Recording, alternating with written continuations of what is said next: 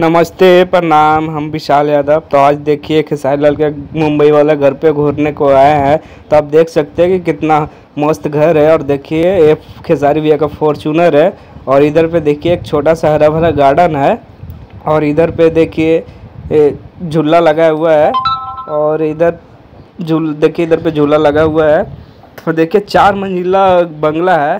तो देखिए यही है खेसारी भैया का फॉर्चूनर, जो इसी से चलते हैं। और उधर पे देखिए खेसारी भैया मीटिंग कर रहे हैं किसी से, मतलब कंपनी वाले से बात कर रहे हैं। और उधर देखिए चंदा देवी का फॉर्चूनर, जो भाभी खेसारी भैया के बेबी का है। और इधर पे चलते हैं, इधर पे दिखाते हैं आपको। इधर तो झूला ही है। और ये देखिए घर कितना मस्त दिखता है। और इधर पे देखिए उधर पे सामने जो छोटे छोटे खिलौना है वो खेसारी भैया का बेटा का है। और इधर पे देखिए ये जो है घर में मतलब प्रवेश करने का दरवाज़ा इधर पे था। और देखिए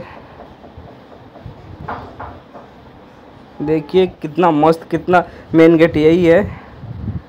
और ये देखिए डॉगी है। बच्चे देखिए इधर पे पल्सर है, केटीएम है, एक्टिवा है, पल्सर है। देखिए यो